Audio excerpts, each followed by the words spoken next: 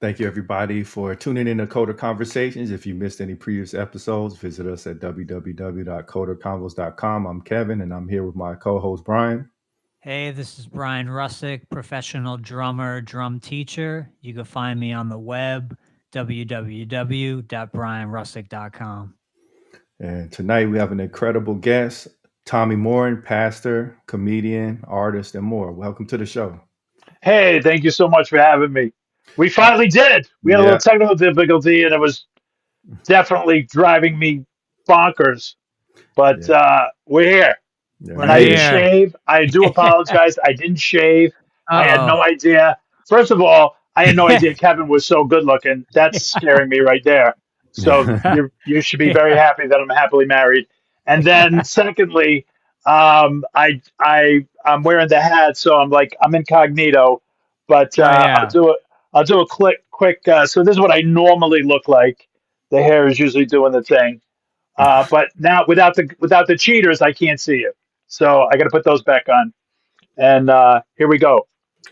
And that behind me is my original artwork. That piece behind me actually is 40, uh, 42 years old. I did that back when I was in college. And then I got another piece above me. That one right there. The let's see if I can get it shot. Yeah, that Oh, one yeah. I did that last Christmas. That's my ode to Jackson Pollock. My family hates that picture, which is why it's behind this one. So Awesome, man.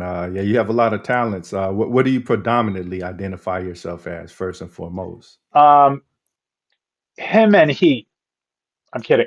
So uh, you know what? It's a good question because I was one of those guys who, as a kid, I never knew what I wanted to be when I grew up. Ever, ever, Right. ever, ever, ever. So I never, you weren't like, okay, I want to be a fireman. I want to be an nothing. No, astronaut. no. I wanted to just enjoy every moment. And I did, some for the good and some not so good. And when I say not so good, I made it. Actually made it alive out of the '80s, which is pretty incredible. That's how Right. old. That's how old I am. So, Yeah. um, but I just never knew. I never knew what I wanted to be when I grew up, and I just kind of like every day was just another day. I told my wife a little while ago. I said, with all the stuff that I do, whether it's stand up, whether it's preaching, whether it's my artwork, I'm like a Renaissance man. And she said, "What's a Renaissance man?" I said, "Well, all the stuff that I do now is worthless, but when I die, oh man, you're gonna be rolling." You're going to be And my rolling in it. and Yeah. yeah, my wife looks at me and she still to this day denies it. And I thought she said, "When are you dying?" So, but I guess I would just say first and foremost, I am an evangelist. If I was to qualify myself in one category, and then kind of everything else that I do is a reflection of that in some way. And so when I'm doing stand up, I don't proselytize. I don't usually preach. I just try to bring the funny. When I'm preaching, the funny kind of comes out. So I'm not a I would necess- imagine. I'm Yeah. not necessarily a doom and gloom. I'm not a hellfire and brimstone, but I'm a storyteller. And so whether I'm doing stand up or whether I'm preaching, and then when I do my artwork, that varies. I might express my faith, I might express the season, I might express whatever the case might be at that time. So to answer your question, Kevin, first and foremost, I am an evangelist, and then the other hats I wear afterwards. Yeah. Yeah, I agree. I'm also a follower of Jesus first and foremost. So were you always so rooted in your faith, or did that come at a specific period in your life? Yes, that came, and I know I definitely did not grow up in the church. I wound up coming to the Lord March 15th, 1992, 33 years ago. And before that, kind of in and out of. of church here and there. I am Hispanic and Italian, so it was predominantly a Catholic upbringing. Um, I went to parochial school, started part of my life in Jersey. I was born in Panama. My dad was in the service, came to the country when I was 6 months old. Oh, wow. My dad used to teach English to Spanish soldiers in the Panama Canal Zone, which was considered at the time U.S. Territory. And so Oh, wow. my dad and my mom met at a big soiree on the base, a dance. They fell in love. A few months later, got married. A few months later, I had me, and then about 6 months later, we moved back to the States. My dad's originally from Hoboken, New Jersey, and I grew up till I was about 12, 13, living in New Jersey, right along the Hudson River. So I could see New York from my house uh, as well as you can see me through this video. Nice. So Yeah, yeah, so yeah. I'm in Long Island. Oh, okay. So my relatives are from Bayshore. Oh, Bayshore. Okay, that's Yeah. pretty close. I'm in Ridge. Oh, okay. I'm out in the So woods. yeah, you are in the I'm woods. out in the woods. There's no lights or anything. Wow. So yeah. So but like I said, um, as I got older and I got into some things, and my life was kind of going in a very specific direction. It was not super positive. It was about 18, 19 years of age when I finally decided, Kevin, what I wanted to be when I grew up. And so that was, I wanted to be a mobster. That was the only thing that was on the forefront of my mind. And I wound up, my mom lives on the West Coast, and I wound up meeting some friends and some childhood friends from like my early teens until my 20s who introduced me to some uh, specific people who were part of the West Coast of organized crime. And so when do you see? I'm doing well keeping names out of it, and it's hard to not do that, but I'm doing my best. I'm sure I'm going to blow it, and then I'll probably go missing as of next week. That's But right. I wound up ingratiating myself with them and them with me, and it was wonderful. It was like finding a family. It really was like finding a family. Just everybody loving on everybody. And then on the East Coast, I left California and I was in New England. I actually went to the University of Rhode Island, and I had some friends there who knew some people in the Providence area. And then I started connecting myself with uh, people that were part of organized crime in Rhode Island. And I just was falling in love. It was the best, I thought at that time, the best life ever. And, um, I did a lot of things that I regret. And, people have asked me, how were you not able to, how were you able to get out and not get lost in it? And I didn't know like secrets. I didn't know, um, things that would jeopardize my safe. I wasn't that far in. I was kind of on the outside looking in. And so when I Okay. decided to not continue that lifestyle, it was an easy walk away. Um, I Nice. don't forget when I was in school, I had a summer job. Like everybody, you're in college, you have summer jobs, and whether it's working at a restaurant or whatever, painting. Delivering Um, pizza. yeah, I actually had a job collecting. That was my summer job.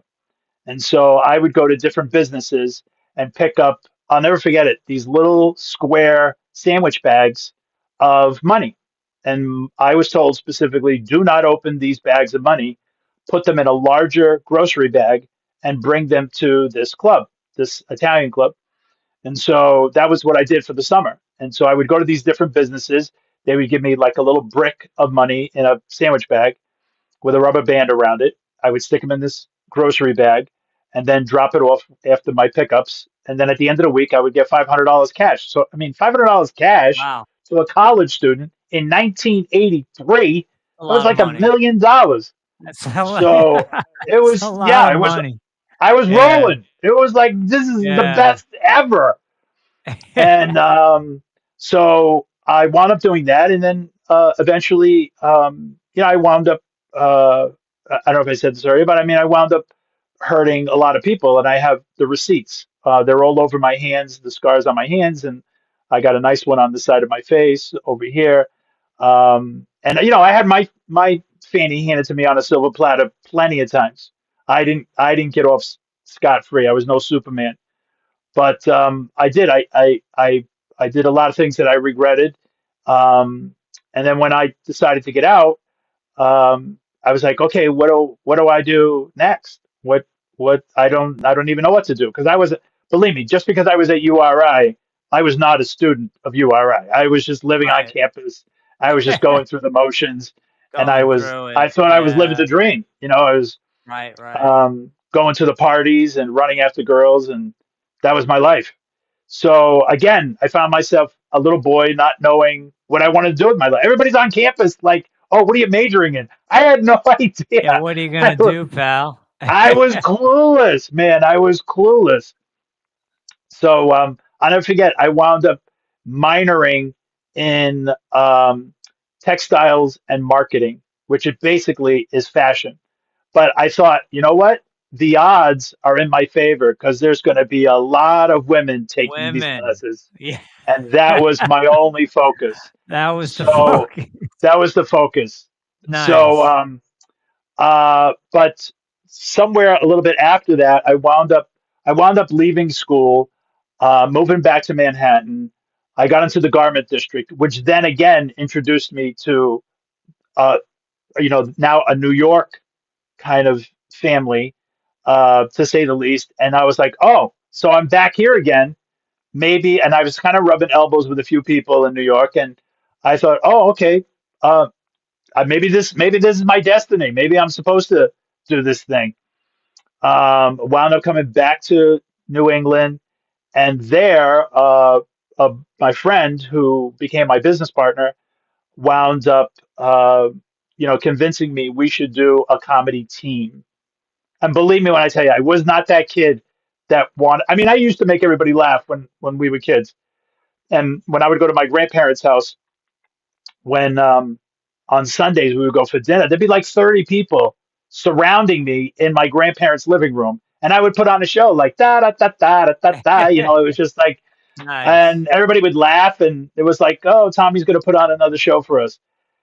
But I never thought like, oh yeah, I'm going to grow up to be an entertainer. That's what I'm going to do. I just never had the foresight Like it to. was just natural to be Yeah, it funny. was just like a thing I was doing. It was just Yeah. I was just like, oh, this is just me. And I was very influenced when I was a kid watching Jerry Lewis and Martin and Lewis and Laurel and Hardy, Charlie Chaplin, and so a lot of comedy. And then it just became part of my personality. Where if I was at a party or if I was in a classroom, I was the class clown. But but I never thought like, oh, I'm going to be a stand-up comic. That was never ever on the table. Because that's kind of So obscure way like it's to the like so like mainstream. who Yeah. thinks that? Like nobody. To the It's like, you know what I mainstream mean?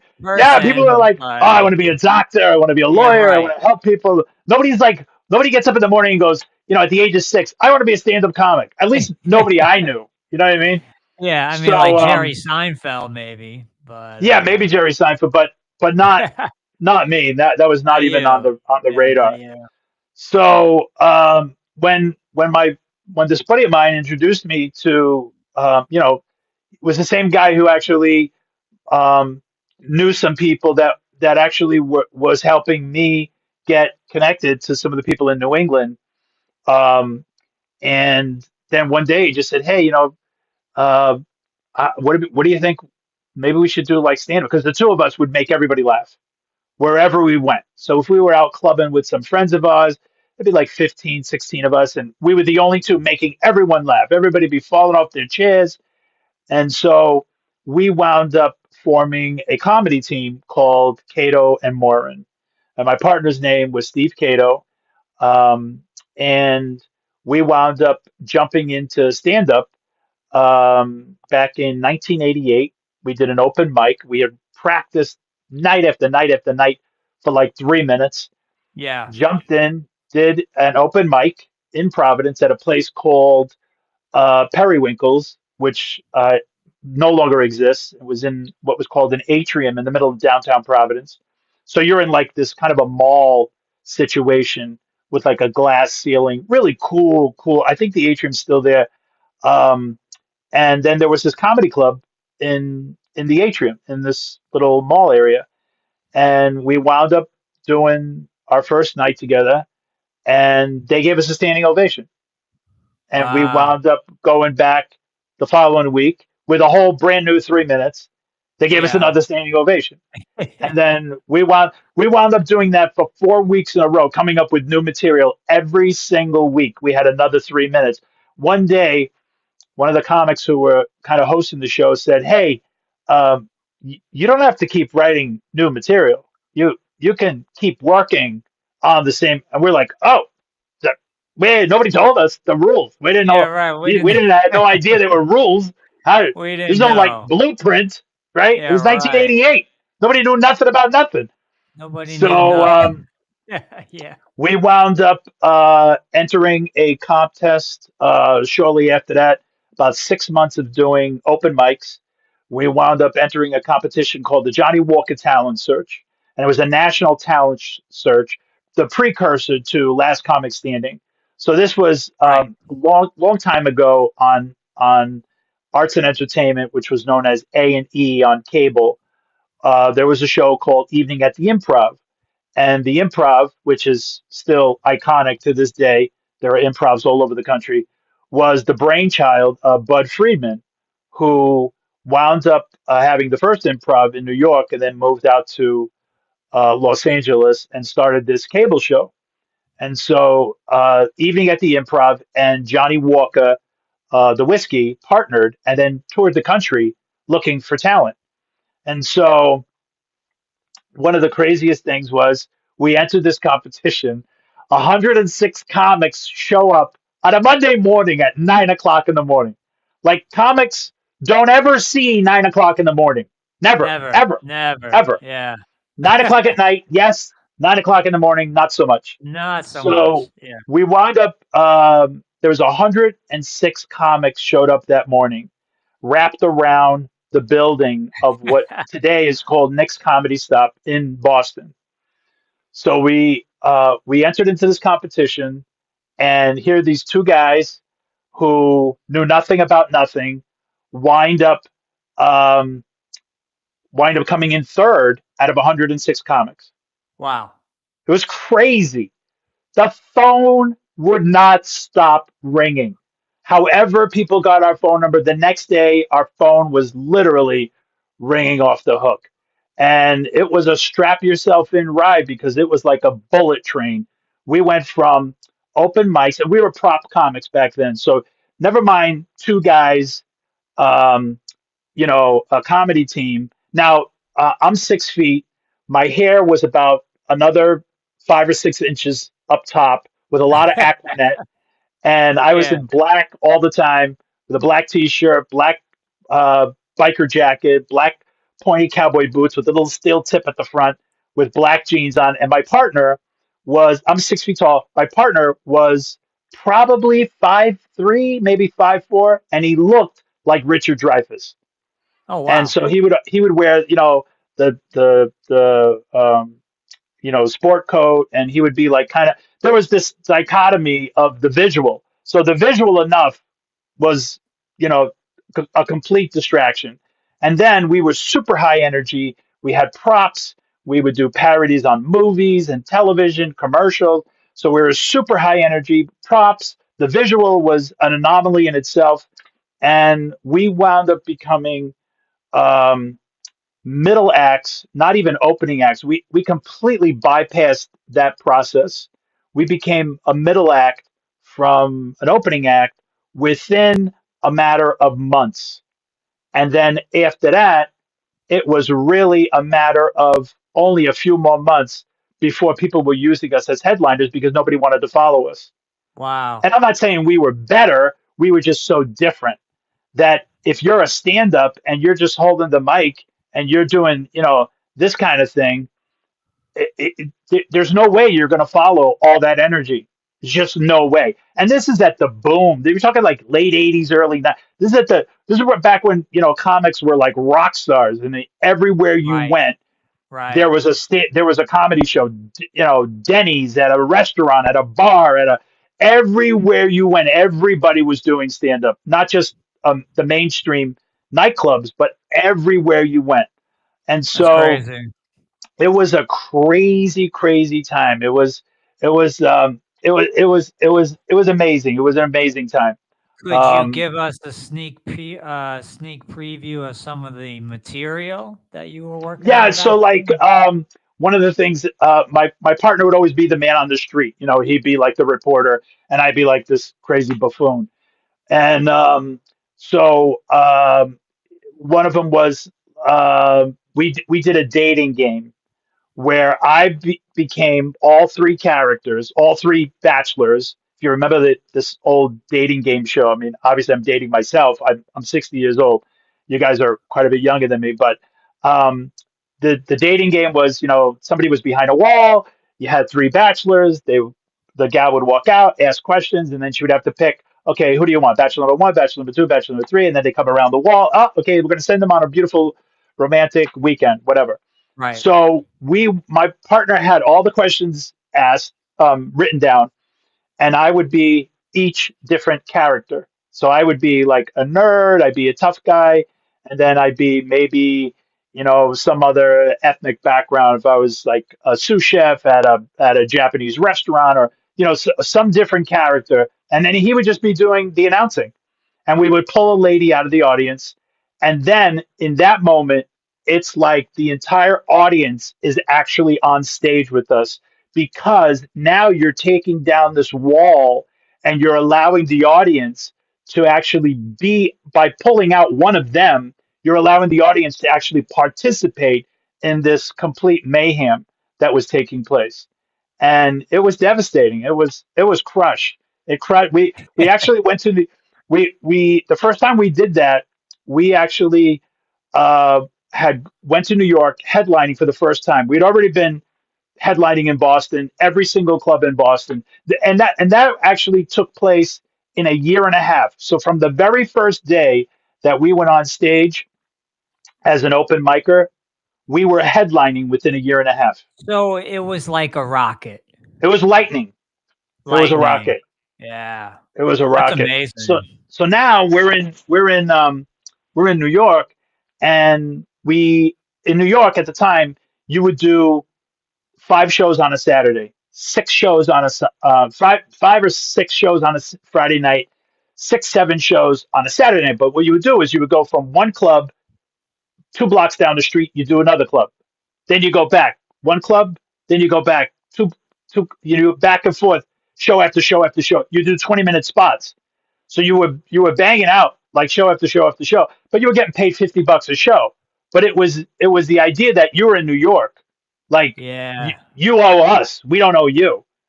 And so, Yeah. like the song says, you make it in New York, you can make it anywhere. And that was the mindset back then. Obviously things are so different with social media, and I mean, you don't have to go anywhere. You just put something on a post, and the next thing you know, you go viral. Now you're a sensation. But so the first night when we were in New York headlining, thinking, "Oh, we're big shots from Boston. We're gonna destroy. We're gonna crush." You Yeah. already know where Right. this is going. You already know Right. where this is Right. going. Right. Right. In the toilet, it was toilet show after toilet. It was bomb after bomb. And we never bombed. So for us to be bombing was like a whole new universe for us. And we're looking at each other like putting the blame. I'm putting the blame on him. He's putting the blame on me. It's like, this is your fault. This is your. I mean, it was just So this so why tsunami that was was taking it place. why was it happening, do you think? So the next day, we wake up, and we were going to do this up. So we stayed at the Marriott Marquis, spending all sorts of money because we're making our big introduction to New York. We want to be memorable, and we're staying at the Marriott Marquis in Times Square. And we woke up the next morning, and it's like 12 in the afternoon. We've got another 8 shows that night, and we're looking at each other. And I remember looking at my partner Steve, going, "So, any any ideas what you want to do tonight? Because whatever we did last night is not working. Time to come up with some." So we wrote the dating game that day. Never tried it. Had never seen the light of an audience. Never on an open mic, and it devastated, like destroyed. It was the most incredible feeling I have ever had. It's just like, how is this even happening right now? And Yeah. they went to Awesome. their feet show after show after show after show because New York wanted to see performance. They wanted to see an engagement. They were, it's a very theatrical crowd. They want to be challenged on every level. And so when we're like introducing me, pseudo acting, they were like eating it up like birds at a park with bread, crumbs of bread. It Right. was incredible. So all of a sudden, the guy who's running the show, there was this great room called the Village Gate. The Village Gate, iconic, historic. Now it's a CVS, but they still have the old marquee, or the old. I think they still have the name above the CVS. 'Cause it was just such a play, and everybody started there. I mean, uh, Richard Pryor was there. Oh gosh, now I can't even think. Lenny Bruce was there. I mean, on and on and on and on. And so it was just one of those places, and they had two stages, a front room and a back room. And if you were in the back room, that was the big stage. You made it. So Now, we were in the back room. what about like, like a Rodney Dangerfield? Yeah, so Dangerfields was not too far from where we were, and but this is the only club in New York that I never performed at. But Catch a Rising Star, the Improv, Stand Up New York, Caroline's at the Seaport, the Boston Comedy Club, which doesn't exist anymore, the West End Comedy Club, which was actually in the upper east, upper west side, which was actually right near Columbia University. We had um, actually a show that we would do every Monday night. It was a Cato and Morin show in New York. So we actually had our own show in New York. Talking like 2 years of doing stand up, and we're hosting our own show in New York City. This is like mind blowing. Like, Yeah. who? Who does that happen to? And you're talking like, again, no social media, no nothing. This is old school. And I mean, if you go to New York today, they still hand out flyers. If you're on a street corner, hey, comedy show tonight. Hey, comedy show tonight. But that's how they really got people to come to a comedy show, was papering the city as much as they could. So we went that night. We got both nights, Friday and Saturday. We went from the Village Gate to the Boston Comedy Club, and which was run by a dear friend of mine, still a dear friend of mine today, a guy by the name of Barry Katz, who is one of the bigger names. Everybody who's in the business knows who Barry is. He's helped so many people with their careers, and actually to this day, we're still very good friends. And I run stuff by him, and he's always right there in my corner. But if it wasn't for Barry, there'd be no Dave Chappelle, there'd be no Louis C.K., there'd be no Nick DiPaolo, there'd be no Whitney Cummings, there'd be no Tracy Morgan.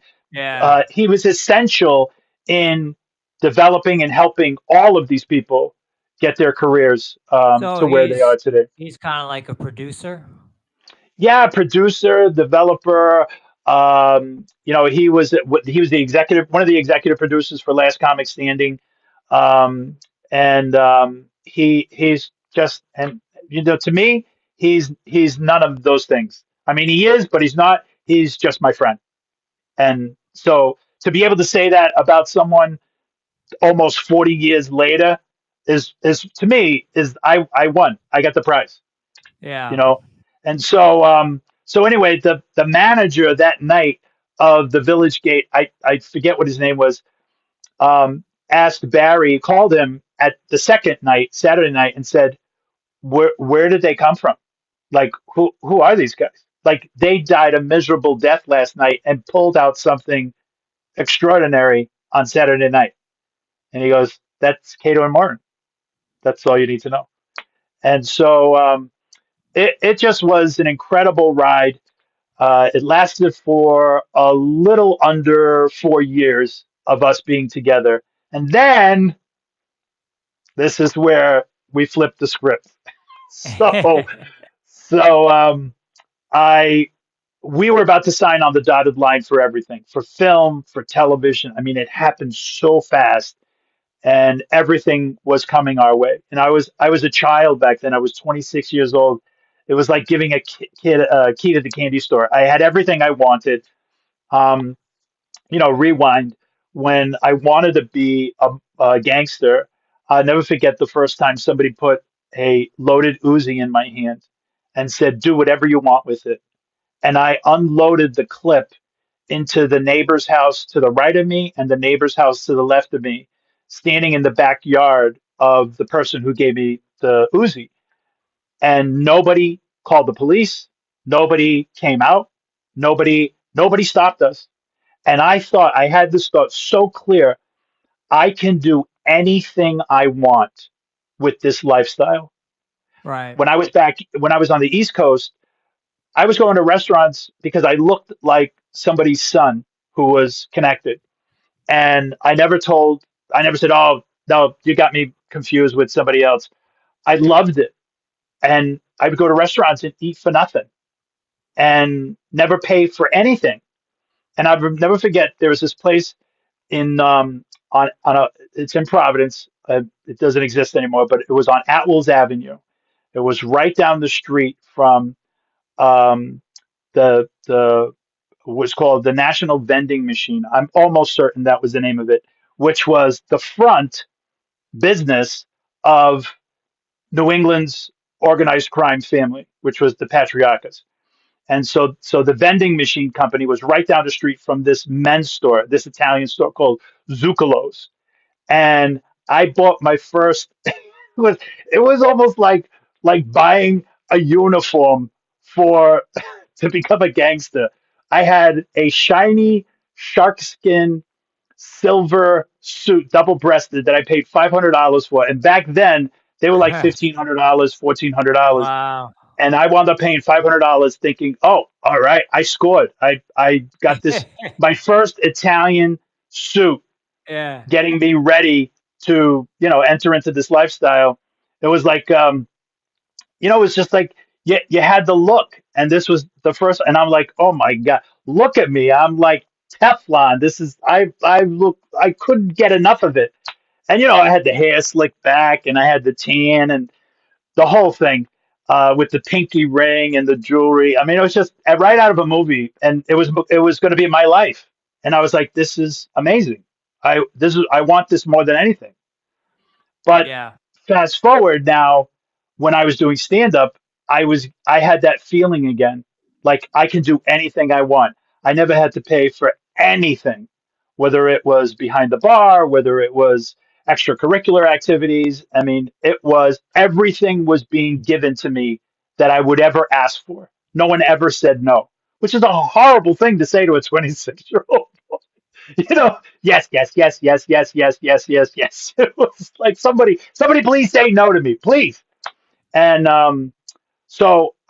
this was my life. And then, but I will tell you this: the more fame I had, the more recognition I had, I became more empty, and I couldn't understand it. It was really mind-boggling to me. I became empty. I was I got lonelier. Things around me started getting dark. Like the more fame I had, the more recognition I started becoming a recluse, and almost very like Howard Hughes hermit life. I'll never forget. I was walking across this main drag in Boston, and Boylston and Mass Avenue, and there was an old school Tower Records. That's how long ago this was. Right on the corner. It was a major four-way, Tower record. and Yes, that's yeah, a Tower throwback. Records, right That's across a from throwback. Berkeley School of Music. Okay. And at this major four-way, this van slams on its brakes, no windows, the doors slide open. It looks like it's going to be a kidnapping, the way everything took place.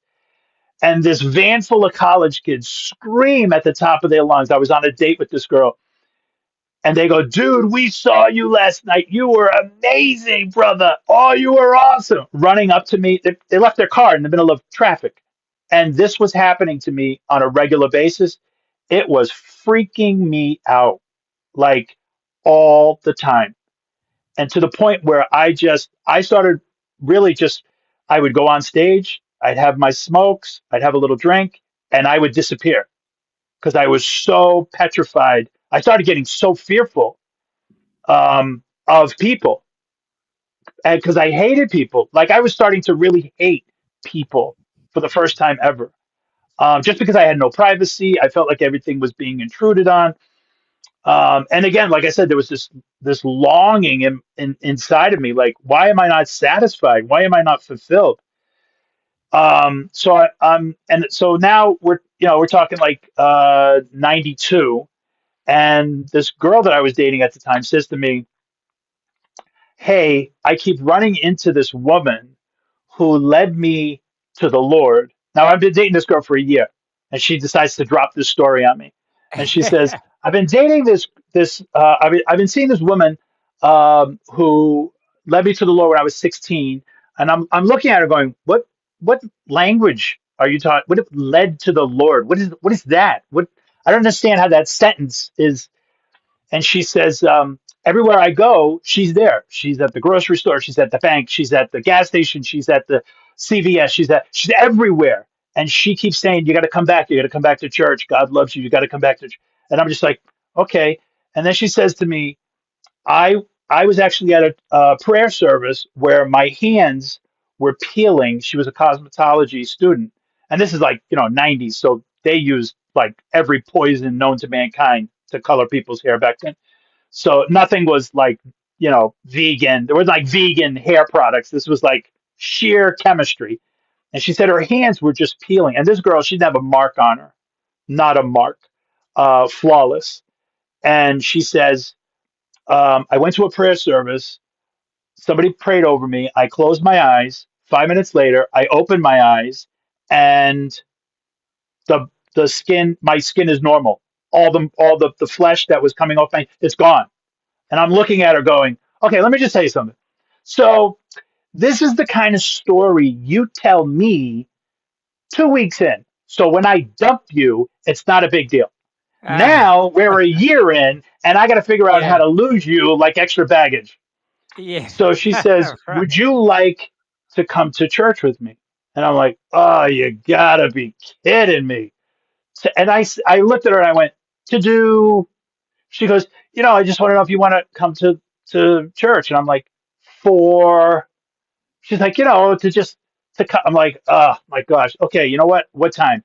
She says 10 o'clock. I'm like, in the morning? In the She's like, yeah. I'm morning, like, yeah. oh my gosh. That sounds like a horrific time to be doing anything. And she invites me to the service, and I just do a rewind again. God has a really very funny way of dropping seed to prepare us for the encounter. So before that, this is March 15, 1992. Before that, in December of 91, I was in New York. I was living in New York and living in Boston. I'm traveling back and forth. And I'm at this party, 22 stories up Times Square.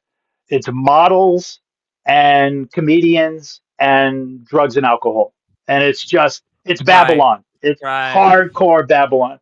The only thing missing were like, animal sacrifices. That was the only thing missing from Yeah, this party. So I'll never forget, a buddy of mine is dating this model, and I got a girlfriend, back home in Massachusetts. And I'm thinking, okay, you know what? Let me try to just be faithful for the first time in my existence.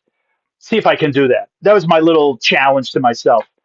And so, in the process, I see this woman who is ripping the breath out of me. She is absolutely gorgeous. I mean, if she walked in the room today, I couldn't tell you what she looked like, but at that time, she just stopped me in my tracks.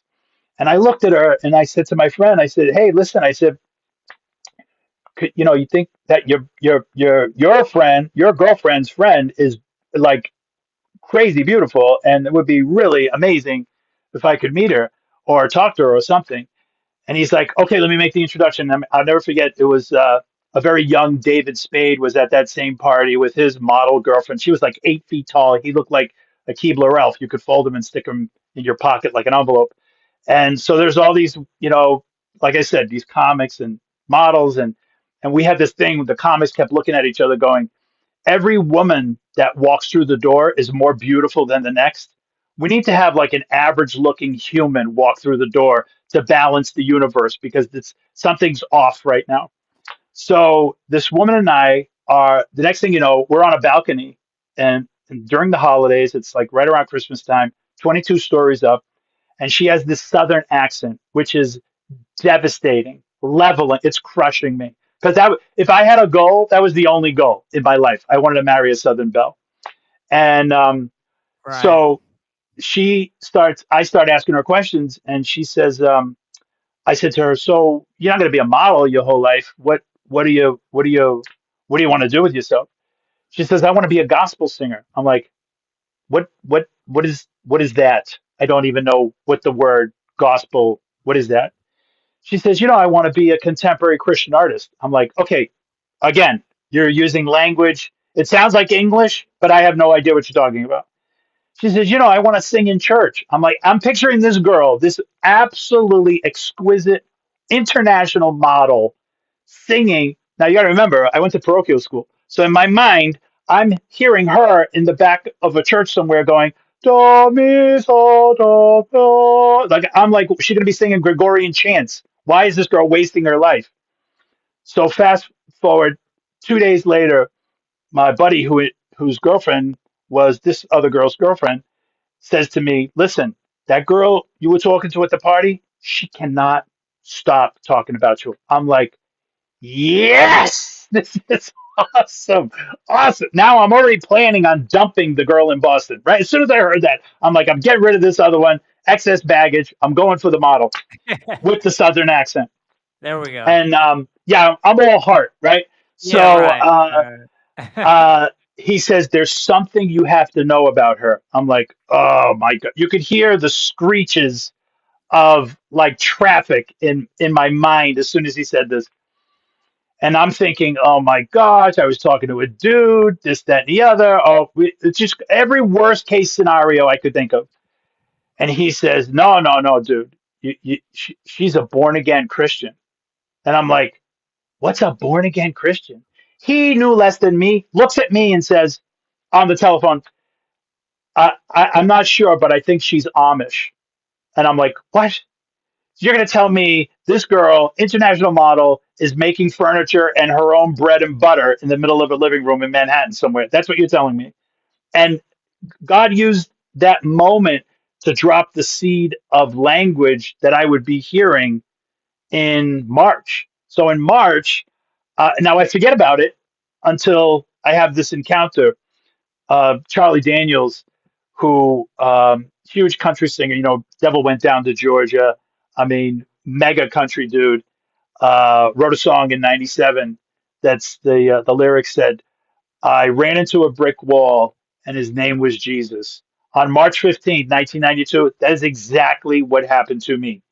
So I went to the church with this girl I was dating. We wind up going to this little tiny town, beach community in Massachusetts called Hull, Hull. And we're in this church with 125 seats, and there's 11 people in the church. And there I am with the typical hair up to the top of my head. I look like a Spanish kid in play. If you remember Kid in Play, Oh that's what yeah. I look. But I look like Yeah, the yeah, Puerto Rican kid in play. And I got the yeah. jacket on, I got the t-shirt with the jeans and the boots with the tip. And the girl next to me, she's 5'11". She looks like a model. She got the hair out to here. It's the late early '90s, and um, we're sitting there, and all of a sudden the minister says, if you want to know the free gift of the love of Christ, come forward. And now I go through the Rolodex in my mind. Let's see. I'm making $3,000 a week as a child, as a 26-year-old child. I am. I mean, I got the greatest job ever. I'm about to sign on the dotted line for film and television. I had the career that any stand-up would have cut their arm off for. I got the pretty girlfriend, and I'm actually attempting to get sober for the first time in my life. Life is good. Life is so good. As soon as he said free gift, I went, oh, just going to add that to the mix, and it's free, which is an amazing price point. I love it. So I get up and I start. What he says, oh, that was the thing. He said, if you're visiting for the first time, this is how. So not only was I a child, I was a complete ding dong as a child.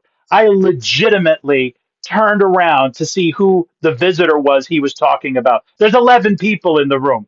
I'm it, and I don't get it till much later. I get up, I start walking, and as I'm walking towards him, I can feel someone ripping. It felt like somebody was ripping out my heart and sticking in a new one. I was literally bent over in the pain of what I was feeling. The next thing you know, if it seemed like somebody was unscrewing the top of my head and pouring in more love than I had ever possibly known in my life, but knew I was looking for. And now I'm bawling my eyes out. And I hadn't cried in public since I was 12. I was 26. I'm crying, hysterical, convulsing in front of these 10 strangers, 9 strangers. And I'm just like, I can't keep myself together. And I'm just like, what is happening to me right now? And then in my mind, I heard these words, my voice, but I heard these words: I will give you a heart of flesh for a heart of stone. That's Ezekiel chapter 36, verse 26, which I did not know. But I heard this sentence structure form in my head as all this other stuff is happening to me all at once.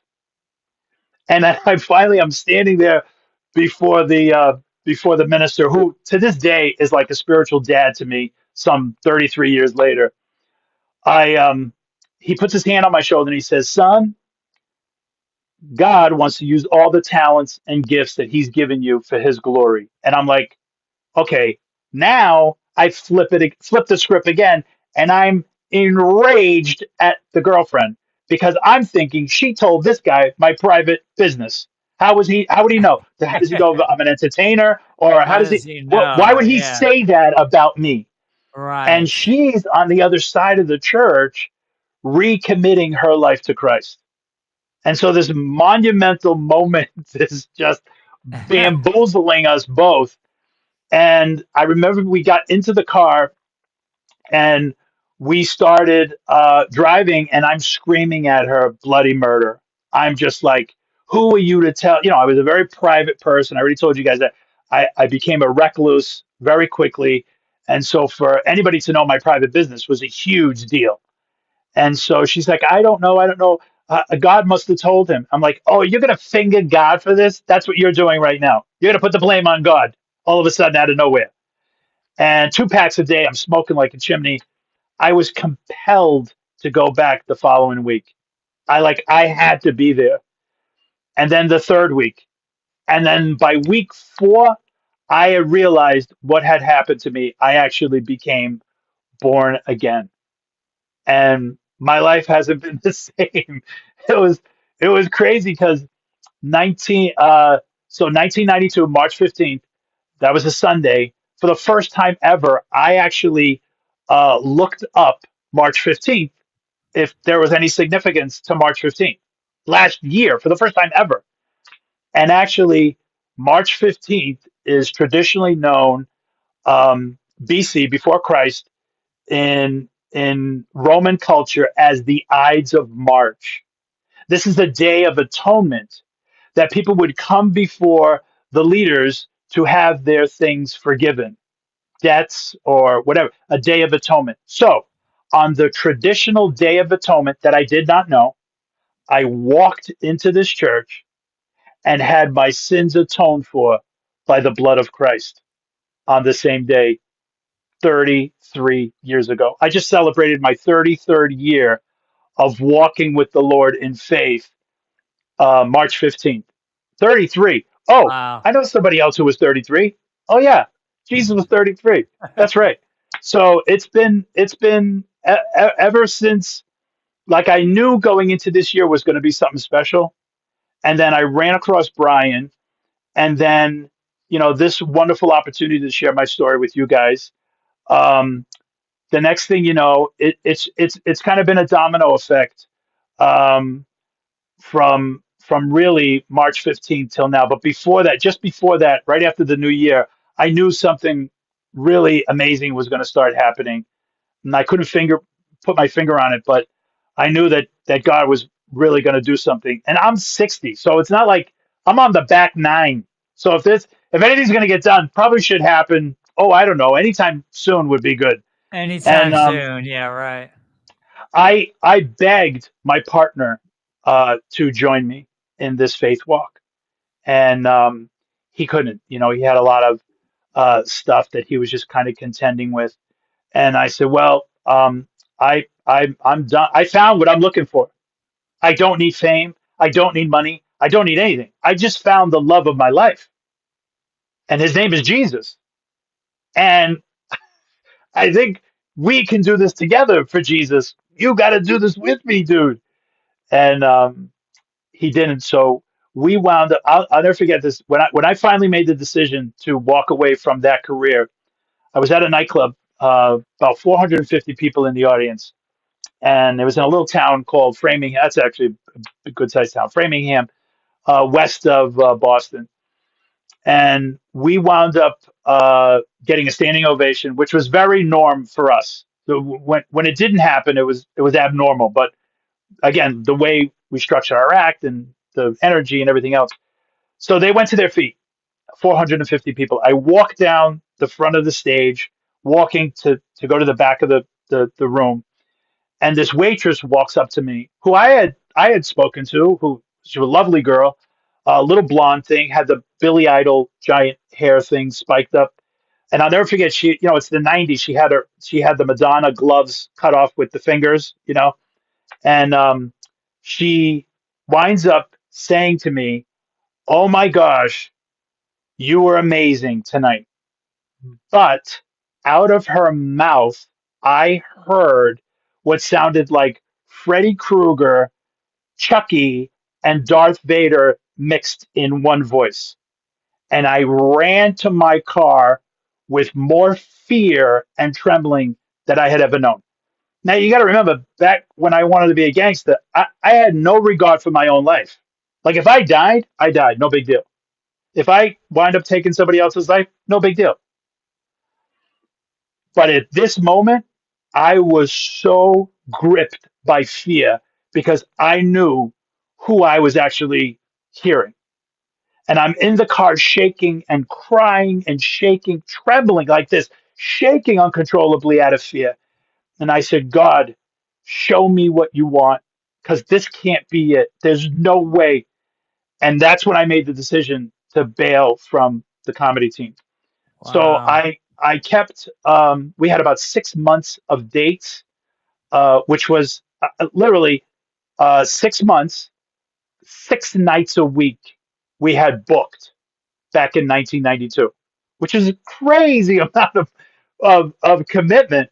That's a So he lot. asked me a Yeah. lot, It's a but I lot. always had Sunday open, which was crazy. I had Sunday open. So he asked me, he said, "Hey, listen, can we just commit to the dates and then that'll be it?" I said, "Absolutely. We'll commit to the dates. We already have these dates, and then that's the end of it." And so when it was over, I promise you, I never thought I would ever, ever be behind the microphone ever again. And about 3 months later, this woman comes up to me and says, "Hey, would you want to tell your story? You have a story." And I'm like, "I do?" She says, "Yeah, you have a testimony." I go, "I don't even know what a testimony is." She goes, "You have one." I'm like, "I do? Oh my gosh." Yeah, let me tell my testimony. What am I going to tell them? How you came to faith. And I'm like, "Okay, that's cool. I can do that. Where are we doing this?" At the Framingham State Women's Correctional Facility. 200 women, no microphone, no sound system, six armed guards wearing mirrored sunglasses. It looked like a scene out of a prison movie. I mean, it was just perfect, right? With the shotguns and they went to their feet 6 times. I thought it was going to be a prison riot, and I got like no voice because I'm bellowing, I'm projecting in this place with no microphone, no sound system, nothing. This woman comes up to me afterwards and she says, "Whatever you did tonight, don't ever stop doing." The craziest part about that is a year and a half before that, my partner and I, Steve and I, were there doing stand up. I get to show up a year and a half later, a whole new me, the providence of God to set me up like that. It was absolutely miraculous. It was insane. It was insane. It was amazing. So for 33 years, I've been sharing the gospel. Stand up kind of comes out of it. So kind of doing stand up, using stand up as kind of a bridge to the gospel, depending on where I am. I've had the opportunity to do 55 of the 65 colleges in New England, in Massachusetts, actually, doing using stand up as a bridge to on campus ministries. I've done prisons, colleges, schools. So you name it. It's been an incredible adventure. One You of my sound dear and busy, near. man. You sound Yeah, busy. it's you know what now actually probably more than ever. I had an opportunity to do. It's the name of the channel is Dry Bar Comedy. It's a clean comedy channel. They're in their 16th season. I wound up doing that not too long ago, and actually, it's going to drop. My Dry Bar special drops April 17th, so a couple weeks from now. So that'll be on YouTube for everybody to watch. If you go to the channel, you subscribe to the channel, the Dry Bar Comedy.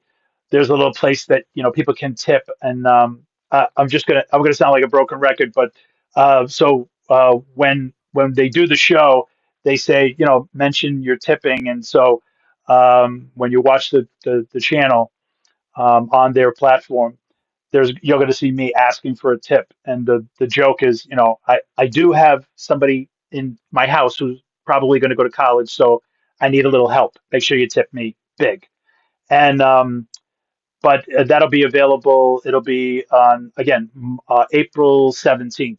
And so you'll be able to watch it either on the channel or you'll be able to watch it on YouTube. So for Um, our audience, where's the yes. best place? Yeah, what's the best place or where's the best place to look you up? So I am, as you can tell, but like the audience doesn't know what we went through to put this show together, but I am inept at technical and social media, you name it, because I'm old. Yeah, right. The only place that I have We got any to type figure it of out though. We figured it I did out. we did well, that was Kevin. I didn't do anything. I sat here going, That was Kev. duh, okay, hit the button. Gotcha. Um, the only place where I'm available right now is LinkedIn. So on LinkedIn, you can you can see some of the stuff that I'm posting. But that's really it. I don't even have a website, although I do have a friend of mine um, who bought me a domain name. It's Tommy Laughs, but it's not up and running yet. I don't know. We'll see what happens after the dry bar. Maybe things will change a little bit. Maybe I'll have a website. But as far as social media, I'm gonna stay away from social media as much as I possibly can. For me, somebody like myself, it would wind up being like heroin. I would be hooked line and sink. And I know, like, and believe me when I tell you, there are people that have been bombarding me, especially with some of the stuff that's happened. Last year, I was on 7 different flights traveling across the country, more than I ever did, even with Cato and Morin. It seems that my this new career as of last year is like uh, I'm on a hyperspeed, rocket again. Only this time God is the pilot, and I'm just in the passenger seat going, whatever you want to do, Lord. I have no idea what's happening here. Right. But Take the I mean, wheel, basically. I was in Utah, I was in Nashville, I was in Chicago, I was in Oklahoma, just outside of Tulsa. So it's just been amazing where God has whatever whatever the enemy gave me before this new career, that him being in charge of it's changed everything. And so I just pray that I keep perspective and allow him to just do whatever he wants to do. So right now everything's on LinkedIn. It's Tommy, the Manic Hispanic, Morin, Morin. If you go through all my posts, you'll see some of the stuff that pictures of me and Cato from the past, and but that's pretty much my only social media right now. Yeah, it was. I'm sorry. Go ahead. Oh no, I was just saying it was absolutely amazing having you on and you telling your story. I appreciate it, man. Thank you so much for having me. I'm looking at the time. That's probably the most without an interruption that I've ever talked in my entire life. Almost a minute, an hour solid, and I haven't even taken a glass of water. That's I and I'm not noticed even that. parched. I'm not Yeah, I parched. I noticed could that. probably go, I could probably do another hour. If you want me to do another hour, I'll do another. All right. Yeah, no water break, man. It's No water impressive. break. No water No break. I didn't water have to go to the break. bathroom. I didn't have to go. If I did water, I would have to go to the bathroom because I'm old. So I didn't. That's That's why. right. That's right. Yeah. Yeah, that hour absolutely flew by. But yeah, I'm thinking about actually starting another podcast based more on the gospel, and that would be awesome to have you on there. Oh my gosh, that would be amazing. That would be amazing. So yeah, I'll definitely reach out to you and get you on that one. Please, please, please do. And I will I'll do the hair next time. I will do the Okay. hair. I will do the hair and Well, shave. Shave. we really appreciate that you came on tonight. I know we had our technical difficulties at the Yeah, beginning, but after about 45 minutes, we banged it out. But yeah, God that, makes everything happen. Everything he works out does. good. He does. Thank you so much for allowing me to really be here with you guys. I find it remarkable that God would even use um, somebody with that kind of past. We look at all the people that God uses in Scripture, and Mhm. they're the least. And I promise you, I was the least. I was the absolute least. Yeah. And somehow He decided, well, the least will be used, and I'll do this thing with you because you're willing. And so with true humility, and I'm honored that you guys would allow me to come on and tell my story. So thank you so much. Thank you, both of you. Oh yeah, we'll definitely have you back because there's so much more to dig into, especially the Bible and the gospel. Yeah, we're just getting started, right? Yeah, just getting started. That's actually the name of the special. Oh wow. I'm just getting started, but it has a Boston accent. So started is spelled Staaahed. Started. Oh, there we go. Yeah. Absolutely. And we'd like to thank everybody for tuning in. We'll catch y'all next time.